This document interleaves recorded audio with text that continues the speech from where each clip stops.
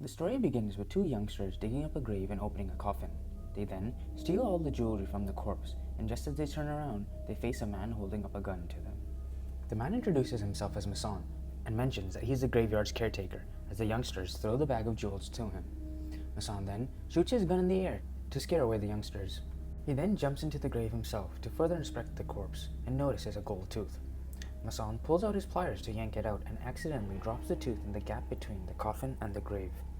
As he reaches further down to get it, a rat bites his hand. The scene cuts to Masson showing the jewels he stole to his debt collector.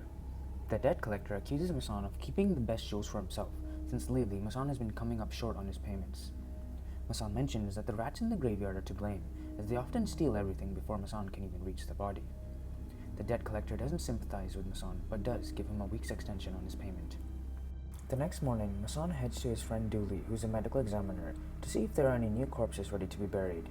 Dooley tells Masson that there's no one of value that has come in, so Masson offers Dooley the devil's elixir, which is a hallucinogen, to which Dooley promptly takes Masson downstairs.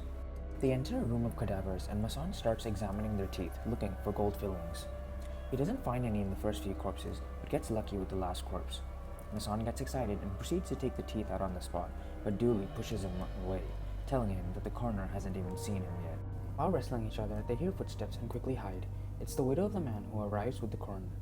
She asks the coroner to preserve her husband's appearance, as he will be buried in his finest outfit along with all his medals and most prized possession, which is a sword that was gifted to him by King George. This gets Mason even more excited. The next morning, Mason goes to church to see the once important man, all dressed up with his valuables and most importantly, his sword. After the burial is done, Mason gets to work digging up the grave at night. He opens up the coffin to see that rats have gotten to the corpse before him and have almost pulled the body away into the tunnel. Mason gathers up some courage and starts to shimmy down the narrow tunnel. While trying to keep up, he gets stabbed in the eye with the root sticking out from the ceiling. He angrily pulls on it and the tunnel collapses on him. He then wakes up and continues his search, but is soon overcome by a swarm of rats. Masson quickly pulls out his gun and shoots and kills one rat, but then he hears deep breaths down a tunnel. He points his flashlight down the same tunnel and sees a giant blind rat the size of himself. The giant rat reaches Masson and starts sniffing him, so Masson quickly crawls away with the giant rat chasing him. While trying to escape, Masson falls through a tunnel into a giant chamber of skeletons and precious jewels.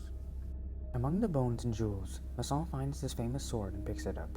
He starts to examine the chamber and finds a skeleton against the wall with a gold necklace around its neck.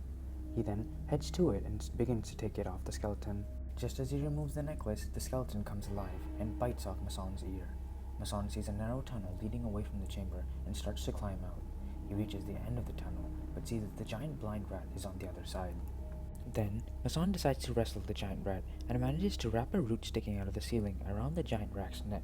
The rat tugs on it, pulling the ceiling onto it, crushing it on the spot and creating a wall between him and the skeleton. Masson notices a light shining from the newly found tunnel and starts crawling to it.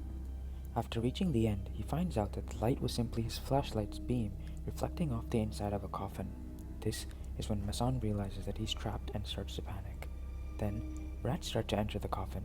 They break Mason's light and pull him back into the tunnel.